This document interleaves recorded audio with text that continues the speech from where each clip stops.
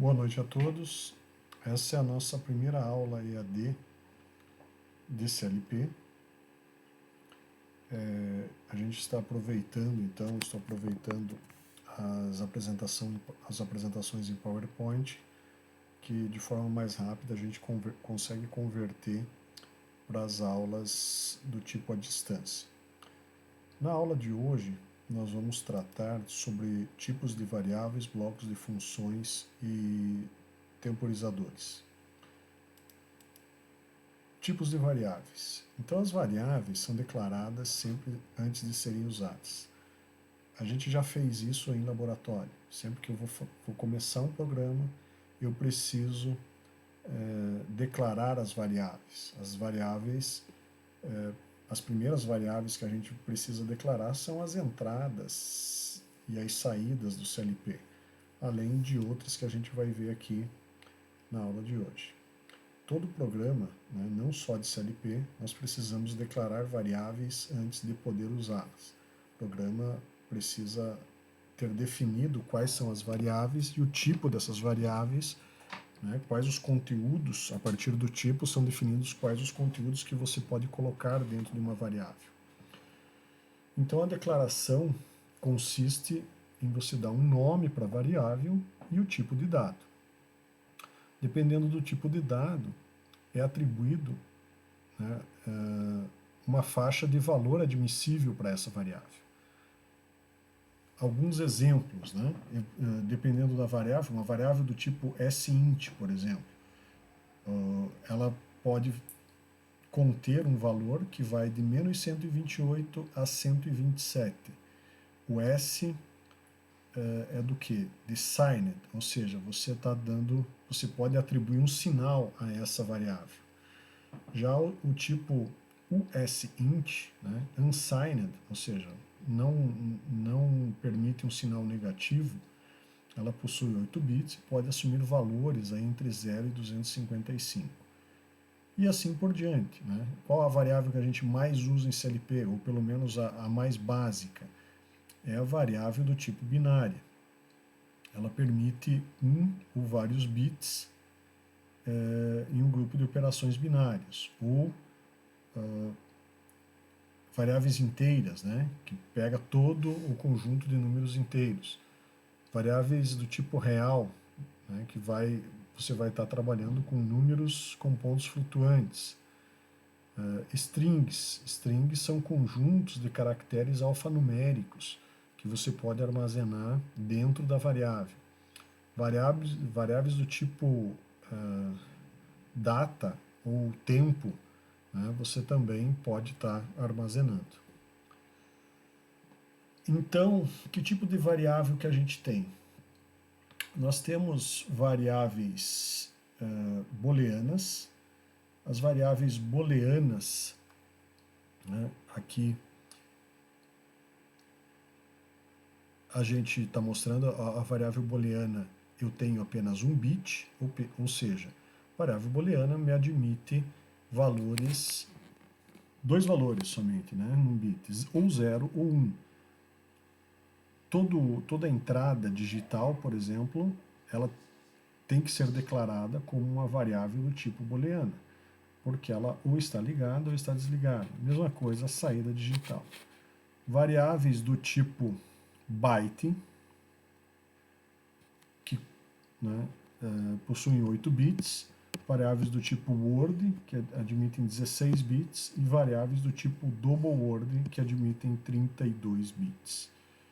Eu tenho variáveis ainda do tipo inteiro, com 16 bits, sint, ou signed int, com 8 bits, dint, variáveis com 32 bits, variáveis do tipo uint, com 16 bits, usint com 8 bits e udint com 32 bits, além das variáveis reais com 32 bits. Aqui a gente volta ao tipo de variável e qual a grandeza numérica que uma variável dessa pode armazenar. Por exemplo, uma dint, ou seja, uma variável double ou dupla inteira, né? Ela pode armazenar um valor na faixa de 2 bilhões, 140, menos 2 bilhões, 147 milhões, 483.648 até mais 2 bilhões, 147.483.647. E assim por diante, né? Dependendo da variável, do tamanho do número que você vai armazenar, da grandeza que você está trabalhando, você precisa escolher uma variável correta.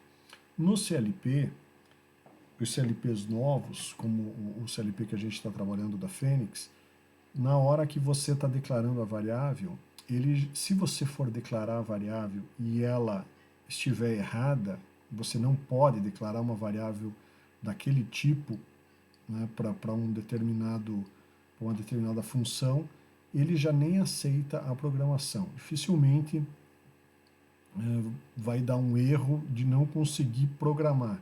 O que pode acontecer é se você tem, por exemplo, um contador de peças, e esse contador de peças, ele tem que contar, por exemplo,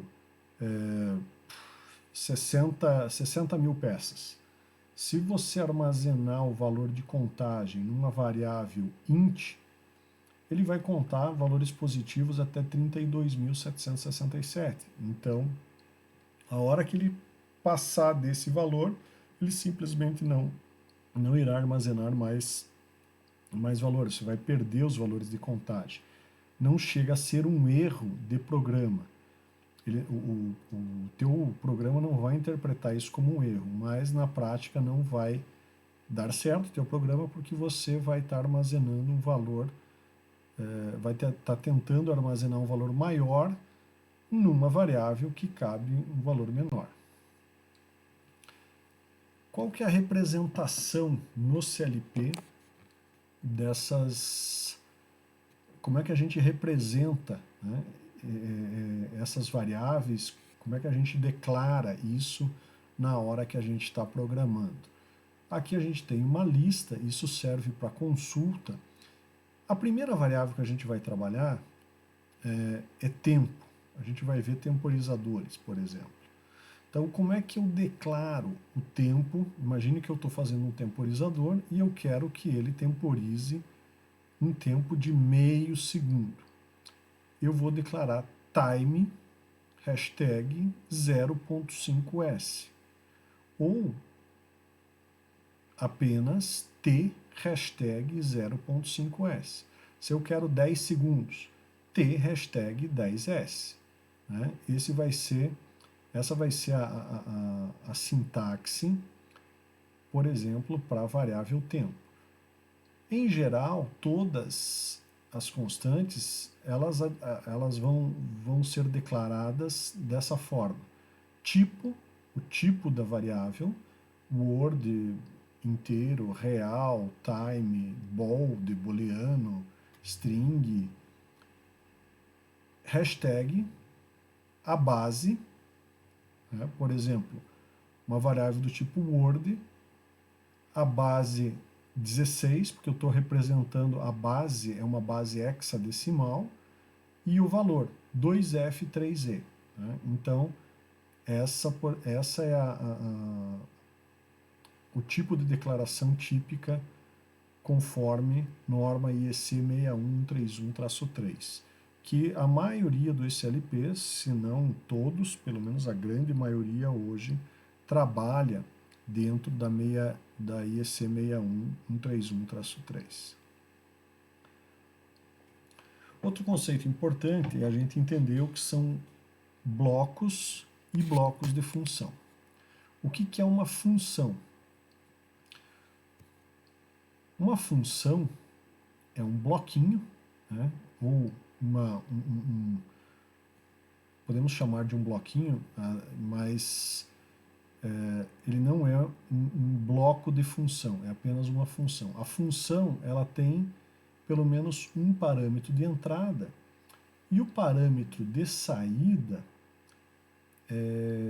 ele é uma cópia de um parâmetro de entrada, como se eu tivesse uma chavezinha aqui que ele comuta entre por exemplo, uma entrada IN0, uma entrada IN1. Quando eu venho algum tipo de gatilho, eu jogo esse parâmetro para a saída. Isso é uma função. E um bloco de função? Bloco de função é quando eu tenho, por exemplo, um temporizador. Blocos temporizadores são blocos de função. Eu vou ter um parâmetro de entrada, ou mais de um parâmetro de entrada, e um parâmetro de saída. Esse parâmetro de saída não necessariamente é o parâmetro de entrada.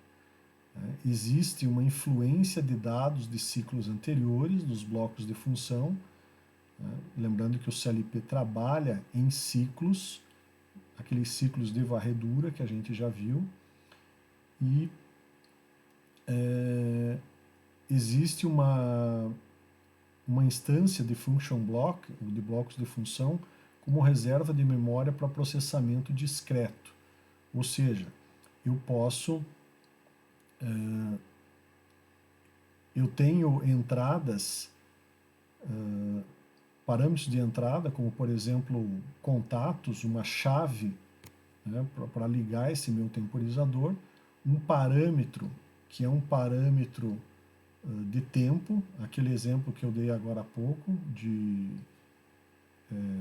T, hashtag 0.5S, eu vou estar inserindo esse parâmetro aqui no PT, que é o tempo presetado, ou preset time, e vou ter aqui parâmetros de saída, por exemplo, o meu bloco de função pode estar ligando alguma coisa aqui na saída Q e está mostrando o valor, né, corrente ao longo do tempo decorrido.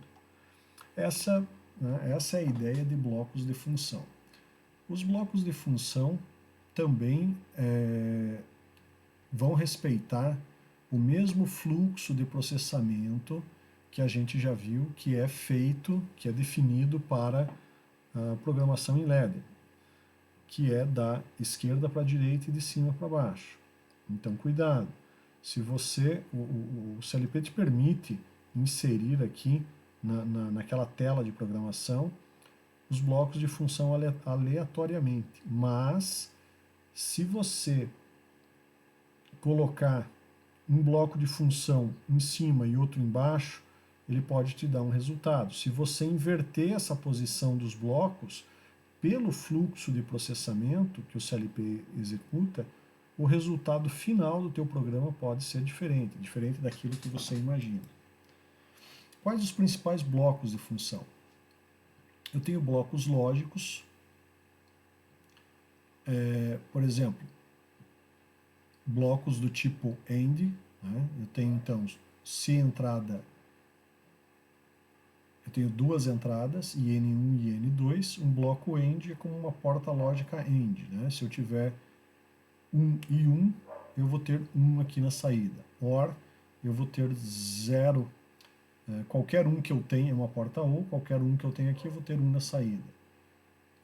O exclusivo, sempre que eu tiver 0 e 1 nas duas portas, né, uma delas 0 e uma 1, eu vou ter 1 na saída. As duas zeros ou as duas 1, eu tenho 0 na saída. A porta inversora é uma porta também somente para inverter o sinal, chega a 0, sai 1, chega a 1, sai 0. Isso é exatamente uma cópia lá do que já é visto em eletrônica digital. Eu tenho blocos de comparação. Né? Essa parte de blocos lógicos, eu acredito que a gente já tinha visto, inclusive, em sala, na aula presencial. Blocos de comparação. Eu consigo ter blocos de comparação. GT, né? Lembrando que, por ser uma norma internacional, toda a nomenclatura está em inglês. Então, GT é maior que, né? Na verdade, greater than. Eu tenho entrada N1 e N2. Se N1 for maior que N2, eu vou ter uma saída aqui em 1. GE, né? Greater equal, ou maior igual. Se IN1 for maior ou igual a IN2, a minha saída vai ser 1. Outros estados vão ser 0. LE é menor ou igual. Se IN1 for menor ou igual a IN2, a minha saída é 1. Outros estados são 0. LT é somente menor. Se N1 for menor que N2, a saída é 1. EQ é equal. Se IN1 for igual a IN2, a minha saída vai ser 1. E NE, not equal, quando IN1 for diferente de IN2, a minha saída vai ser 1. Blocos temporizadores. Esses blocos temporizadores são extremamente úteis na programação de CLP. Como vocês vêm de uma disciplina do semestre passado, que foi controle eletromagnético, em controle eletromagnético, o que vocês usavam quando vocês queriam temporizar a entrada de um contator auxiliar, por exemplo, para uma partida estrela-triângulo? Vocês tinham um temporizador físico, um relé de tempo, onde vocês energizavam esse relé e, de acordo com o ajuste num dial, esse temporizador, então, atuava mudando os contatos e vocês usavam esse contato para ligar alguma coisa. Aqui é muito semelhante, só que você não tem o contato físico.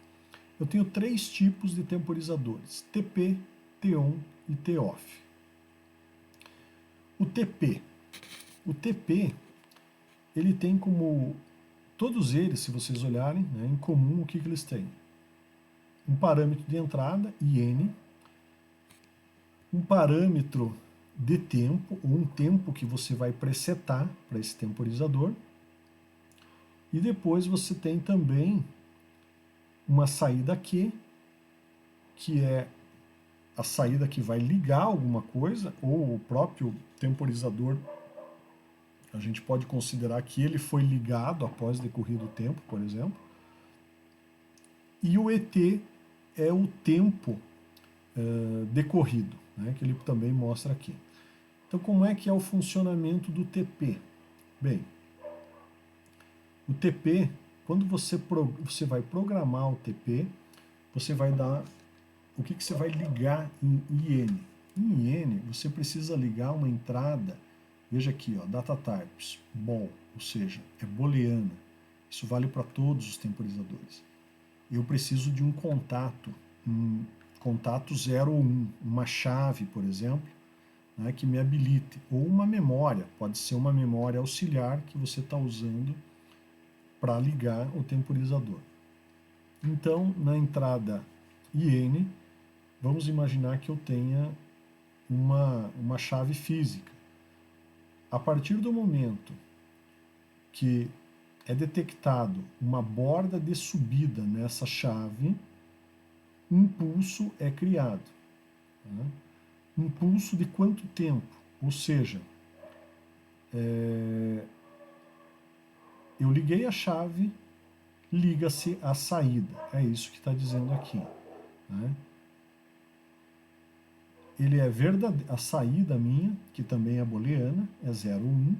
Eu posso ligar aqui uma bobina do CLP. A minha saída vai ser ligada se a minha entrada estiver ligada e o meu ET, o tempo decorrido, for menor que o PT. Então vamos imaginar o seguinte: eu liguei a entrada, liga-se a saída. Eu presetei esse PT para 10 segundos. Aqui vai começar a contar. A partir do momento que eu liguei a chave, liga a saída, e aqui vai aparecer no meu CLP a contagem de 0 até 10. Enquanto não chegar em 10 segundos, ele não contar os 10 segundos, a saída é ligada. Decorrido 10 segundos, a minha saída é automaticamente desligada. Então, o TP ele é conhecido como Timer Pulse, ou seja, é um pulso de tempo que ele fica ativo por um tempo definido, né? É um pulso de tempo, é um, um instante de tempo que o meu temporizador fica ligado, e esse instante de tempo é definido em PT. Timer on é um outro tipo de temporizador. O temporizador timer on, quando que eu vou ligar a minha saída aqui? Ela vai ser verdadeira quando a minha entrada for verdadeira e decorrer o tempo que eu presetei. Então ele é diferente. Né? Eu ligo a minha entrada, liguei a entrada, a saída não liga. Liguei a entrada, acontece o quê? Começa a contar o tempo que eu estipulei aqui no preset time. Então, se eu marquei, por exemplo, 10 segundos, eu ligo a minha entrada, ele começa a contar 10 segundos. Após ele contar os 10 segundos, é que vai ligar a minha saída. Esse é o timer on. Ou é um tempo para... Ele conta um tempo para ligar a saída. E o timer off? O timer off, né, eu tenho uma entrada booleana também, e aqui ele fala o seguinte: se uma borda de descida é detectada, existe um delay de desligamento que começa a ser startado. Então, quando que a minha saída é ligada? A minha saída é ligada quando a minha entrada é ligada. Liguei a entrada, liga a saída. Opa, isso é parecido com o timer pulse que a gente acabou de ver. Mas aqui eu preciso ter que o ET é menor do que o PT.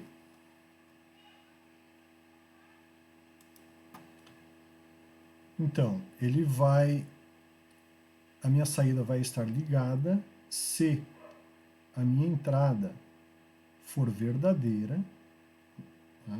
Aqui na minha entrada, o meu botão, minha chave estiver ligada, e o ET, que é o tempo decorrido, for menor que o tempo presetado.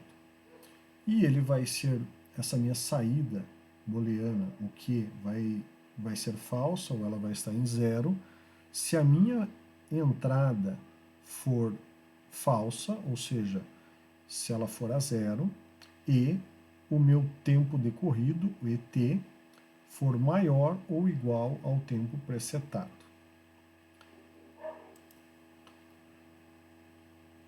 Outro bloco bastante útil, ou outros dois blocos bastante úteis, são os blocos set e reset, né? O bloco SR e o RS.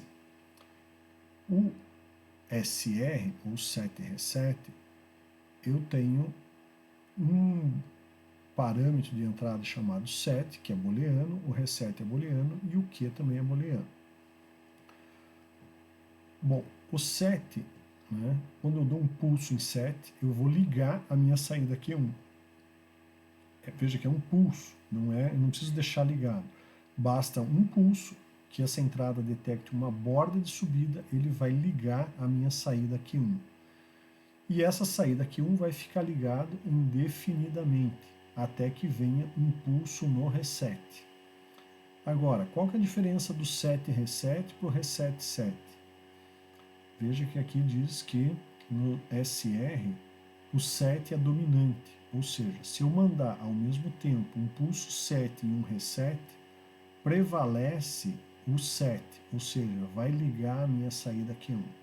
E no reset, no RS, né, o reset set, quem é dominante é o reset. Se eu mandar ao mesmo tempo nas duas entradas sinais 1, quem vai prevalecer é o reset, ou seja, a minha saída não vai ser ligada. Detecção de bordas, também um bloco bastante importante. quando eu tenho pulsos muito rápidos, por exemplo, pulsos de saída de um temporizador. A gente vai ver isso na prática em laboratório, mas muitas vezes o meu temporizador ele gera um pulso, lembrando que a varredura do CLP é alguns milissegundos, o scan, então aqui ele detecta, né, eu posso colocar essa entrada, o clock aqui, é algum sinal muito, muito rápido. Esse clock, quando detectado, quando ativado, ele detecta uma borda de subida, ele troca a minha saída Q de falso para verdadeiro. E assim eu tenho também o detector de borda de descida. Se eu tenho algo que está ligado, quando ele é rapidamente desligado e depois, por exemplo, volta a ligar, pode ser que a gente nem perceba no monitoramento do CLP na tela, mas quando esse rápido pulso é detectado, a minha saída troca de falso para verdadeiro, quando ele detecta uma borda de descida.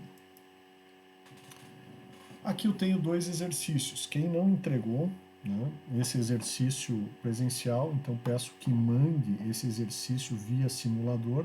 Eu disponibilizei para vocês o Easy PLC. Não sei se todos conseguiram montar o programa. Ele é bastante intuitivo, razoavelmente parecido com o do Fênix, que a gente viu apenas uma aula também, não tivemos muito tempo para trabalhar ele em sala. Mas quem não fez, peço que me mande esse programa para calcular essa tabela verdade né, com essa saída. Eu tenho 3 entradas e eu quero que quando as 3 estiverem verdadeiras, a saída seja falsa. Quando 2 estiverem verdadeiras, a saída seja falsa. Quando que vai ser verdadeira? Quando só uma das 3 entradas for verdadeira. Né? Então, se a entrada 3 for verdadeira, a saída é verdadeira. Se só a entrada 2 for verdadeira, a saída é verdadeira. E se só a entrada 1 for verdadeira, a saída é verdadeira.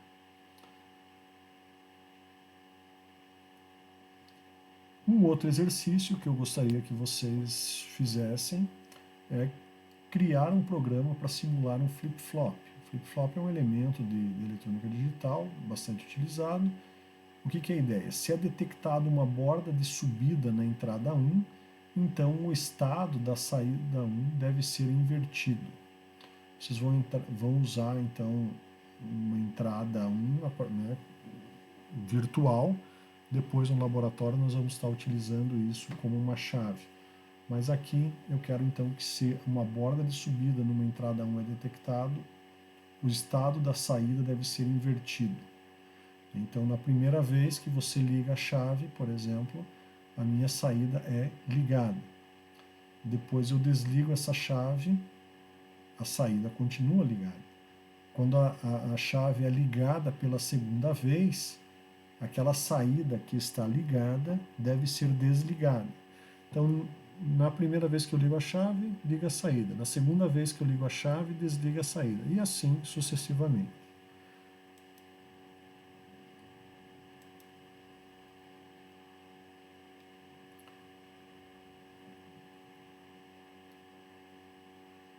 A próxima etapa, nós vamos estar falando de variáveis. Eu deixei aqui um material. Depois eu peço que vocês deem uma consultada. Esse material está disponível na minha página pessoal, na forma de apresentação PowerPoint. Então, aqui é só relembrando o que a gente já fez na primeira aula de laboratório. Quem estava fez isso em dupla, eventualmente quem não foi nessa aula, é importante que entenda como é que a gente declara essas variáveis. Todas as variáveis então precisam ser declaradas. A gente acabou de falar isso agora há instantes atrás. Mas como declarar ela dentro do PCWorks ou do PCWorks Express? Então, dentro de variáveis, a gente falou também que eu tenho variáveis do tipo local e variáveis do tipo global. A gente vai estar usando mais as variáveis, para nós também tanto faz, porque a gente não tem variáveis globais. Eu não estou trabalhando com CLPs em rede. Os CLPs do nosso laboratório são locais. Mas as variáveis globais, a diferença é que elas conseguem ser vistas por outros elementos da rede. Quando eu estou aqui, clico em variáveis globais, ele me abre aqui uma aba chamada System Variables. Dentro de System Variables, né, se eu clicar no botão, né, nessa região aqui, com o botão da direita do mouse, ele vai me abrir essa caixa de texto e vai me habilita a colocar o quê? Ou inserir uma variável, ou inserir, por exemplo, um grupo de variáveis. Né? Então eu posso inserir variáveis individuais, uma entrada por vez, né? Cada entrada, cada saída, cada memória, ou eventualmente grupos de variáveis. Né? Se eu colocar insert variable, ou seja, uma variável individual, eu posso escrever, a caixa de texto vai me habilitar a estar escrevendo o nome dessa variável. E daí eu vou selecionar também o tipo dessa variável, como a gente viu agora há pouco. Se você está declarando uma chave do laboratório, uma chave de entrada, né, que vai ser um botão para você ligar ou desligar alguma coisa, você vai declarar ela como booleana, por exemplo, e assim por diante. Uma vez declaradas variáveis, nessa tela de configuração, que a gente já viu também, ela vai aparecer quando você estiver nessa tela, ela vai aparecer todas as variáveis que você declarou. Em azul, no CLP da Fênix, aparecem as entradas. E em rosa aparecem as saídas. Isso é o que você tem dentro do teu projeto declarado. E do lado de cá, eu tenho a minha parte de hardware, que foi reconhecida pelo CLP, que a gente já fez na primeira aula, a configuração. Então, se você clicar na parte de hardware, ele vai estar mostrando as tuas variáveis aqui, e você vai precisar associar, né, as variáveis que você criou com as entradas e saídas disponíveis de hardware. O que você vai estar fazendo?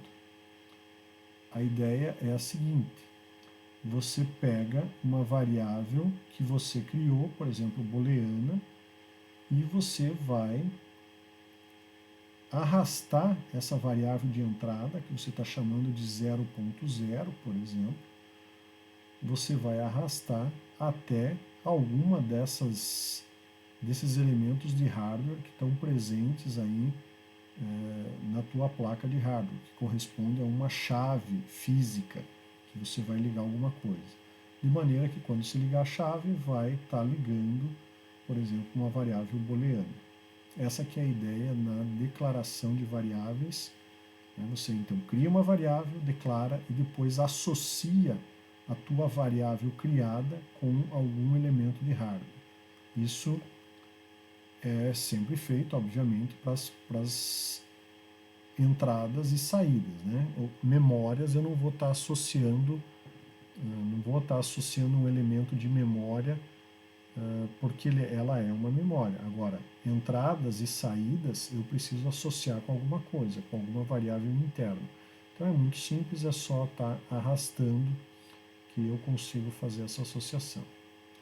Uma vez arrastado, aparece aqui então, né, que uma determinada entrada física assumiu, né, um determinado endereço de variável que foi criado. Um outro exercício que eu gostaria que vocês me mandassem durante a semana é o seguinte: utilizando blocos temporizadores, elabore um programa que faça o seguinte. Ao apertar o botão B1, o programa deve contar um tempo de 5 segundos e acionar a saída Q0.0. Ao apertar o botão B2, um botão diferente, o programa deve contar um tempo de 5 segundos e então desligar a saída Q0.0. E ao apertar um botão B3, o programa deve ligar a saída Q0.0 por 5 segundos e então desligar. Quais blocos que vocês vão precisar estar utilizando? Os blocos temporizadores que a gente viu: TP, TON e TOFF.